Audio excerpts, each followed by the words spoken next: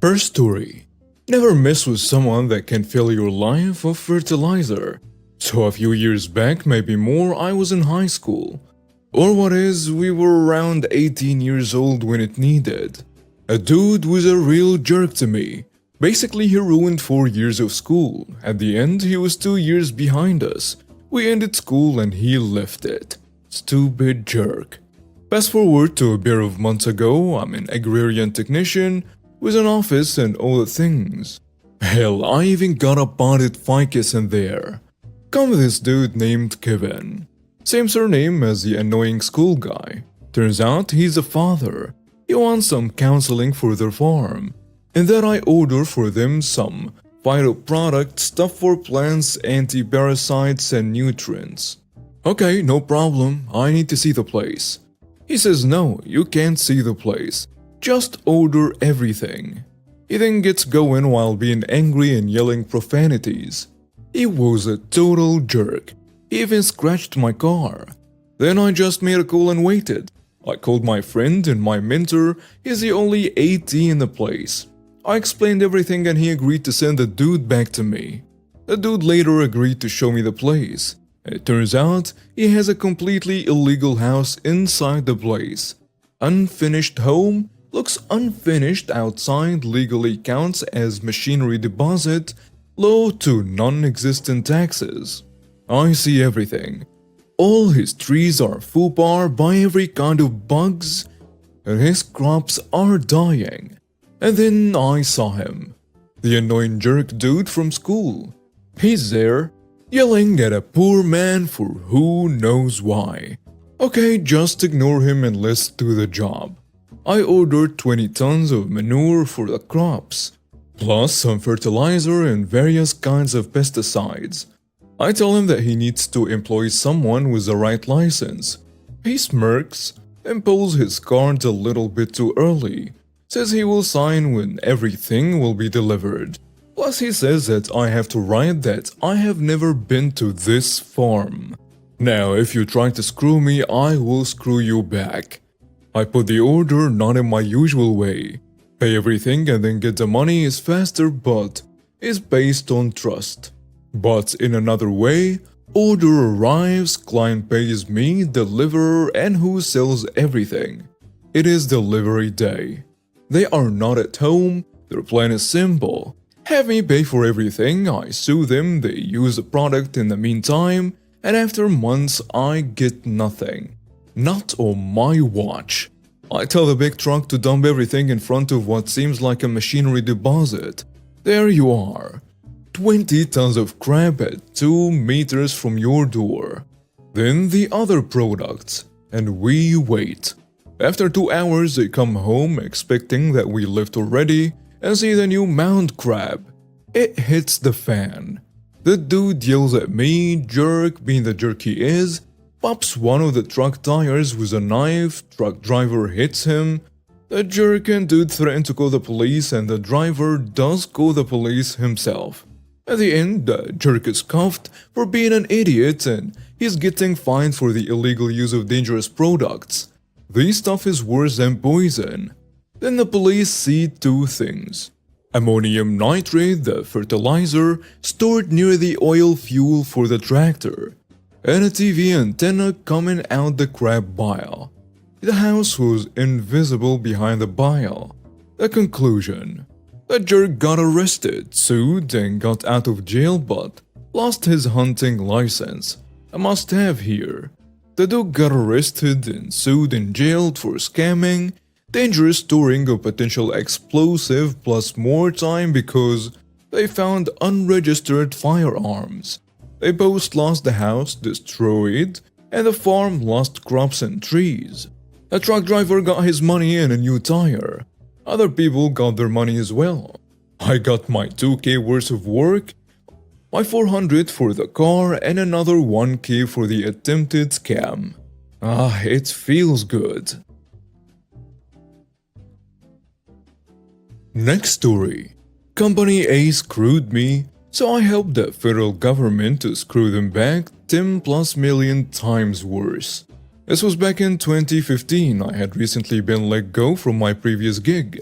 My dad had just been diagnosed with cancer, and due to my less than killer performance and channel partner sales, they needed me to start working weekends.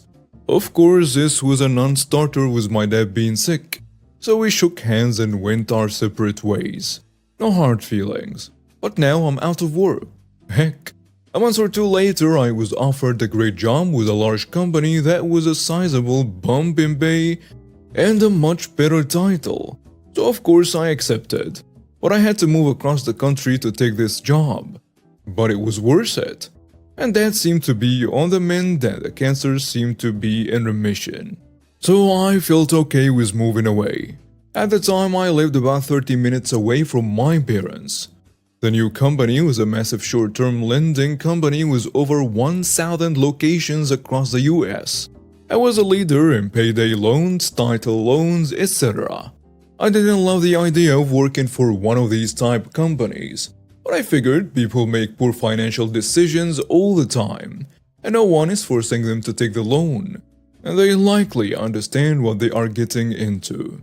My job at Company A was basically to line up partnerships to help drive referrals to us from people looking for loans, but didn't qualify for a real bank loan and so on. I quickly ramped up the monthly revenue to $1+ million a month in just a few months being there. Everyone was nice, seemed like a good gig, except for one ex-army jerk, who I will call Sergeant Jerk, who would make snarky comments about everyone. Watch the clock and report you to HR if you came in at 9:05 a.m. instead of 9 a.m. or leaving at 4:45 p.m. not 5 p.m. and so on. You get the picture.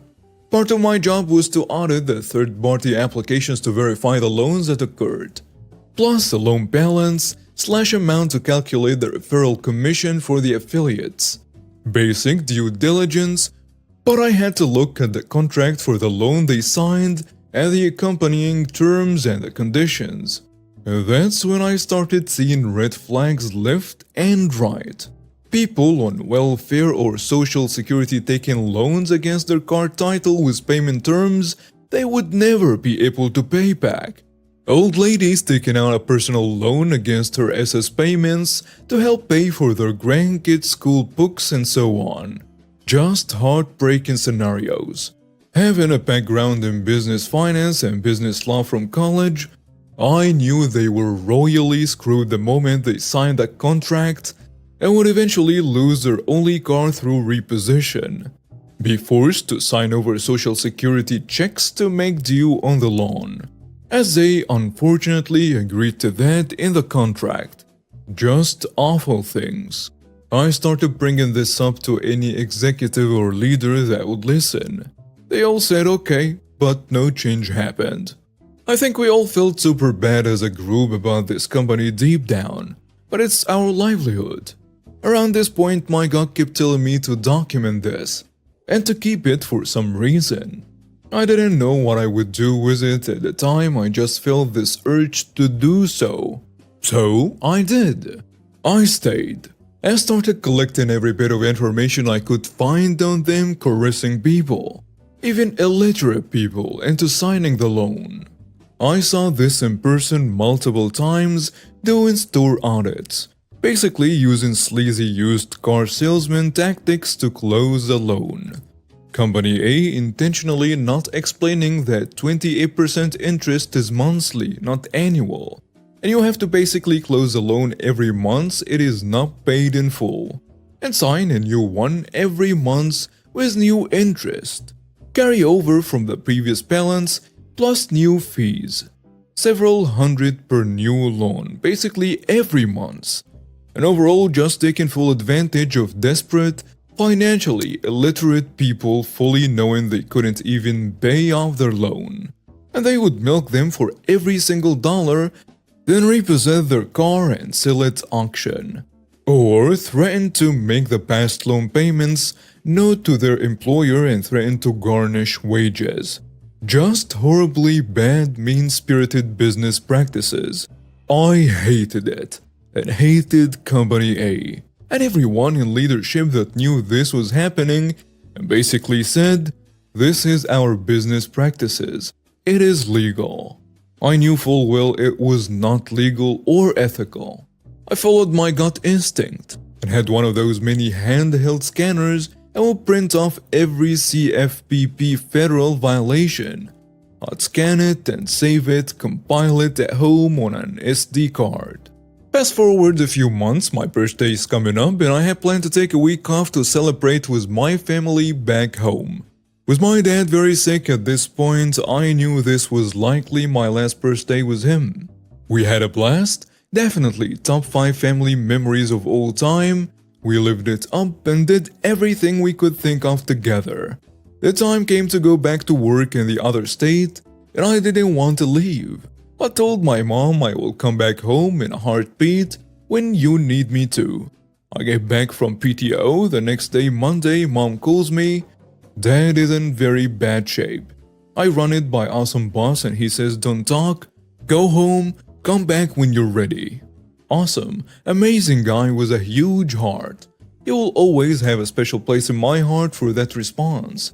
He understood work was not important right now.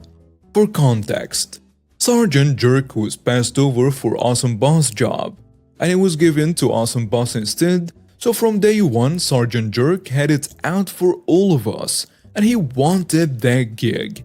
He was determined to get it by any means necessary. Day 2, Tuesday back home. Awesome Boss calls me, tells me he's been fired. Apparently, Sergeant Jerk complained to the CEO and the COO about his lax approach to his team. Let me just leave without approval and so on. And now Sergeant Jerk is my boss. And Awesome Jerk lets me know that Sergeant Jerk will probably fire me too once I get back.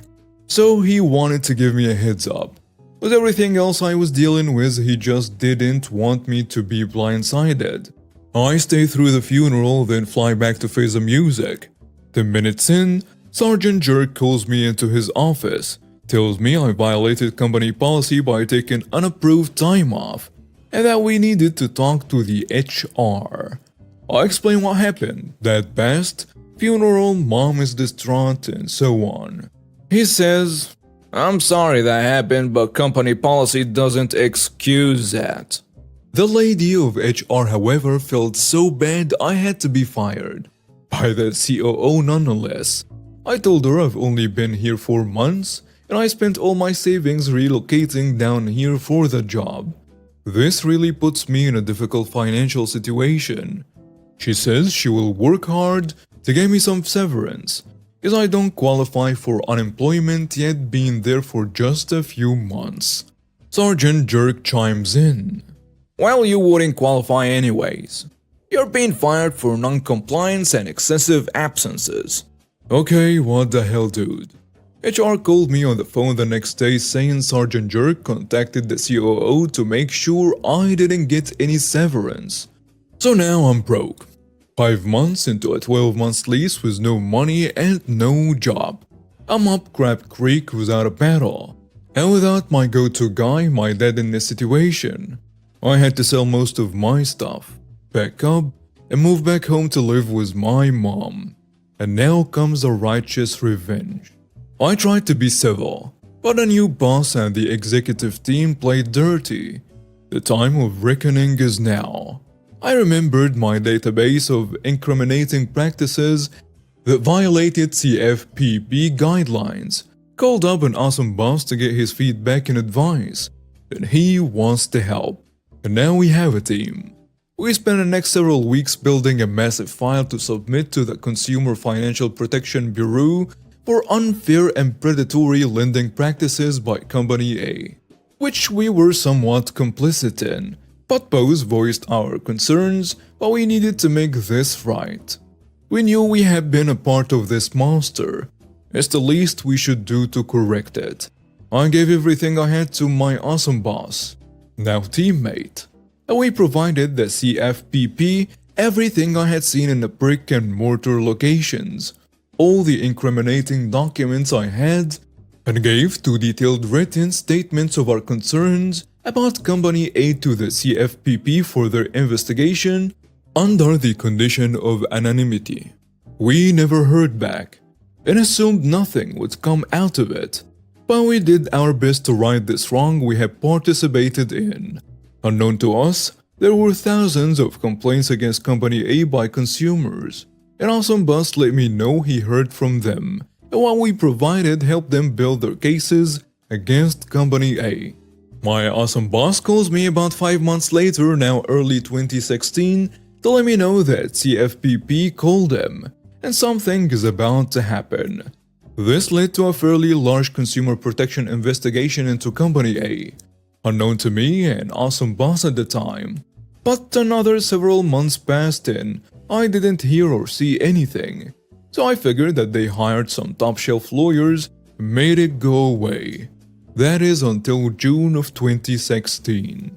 While drinking coffee and applying for new jobs at my mom's house in the morning, I was watching CNBC, and when Company A's name comes up, I turn to watch and see that they are getting hit with huge fines, legal fees, and their business has to basically stop all business until the case is resolved. They ended up being levied almost 10 million in fines, over 20 millions in legal fees, lost out on about 50 million in revenue, while the government pressed pause on their operation, all thanks to Sergeant Jerk, which I later found out from a previous co-owner that Sergeant Jerk was fired and thrown under the bus for not reporting employee complaints to the executive team. But they knew full well. I told the COO multiple times what we were doing is probably illegal, but they made Sergeant Jerk the sacrificial lamb in this case. To this day, there are still tons of pending class action lawsuits and regional government actions against them, but it worked out well for me personally. Mom was so glad I was back home. She was having such a hard time without Dad around. They were married for 35 years. I took my downtime to learn a new career that pays much better, and I love my new career and post-Company A life. And it felt good to watch that cesspool of a company get their comeuppance on behalf of everyone they lied to, stole from, or screwed over. As Grandma always said, some turds sink, and some float to the top. In the end, they all get flushed. And I was just very happy to see this floating turd get flushed.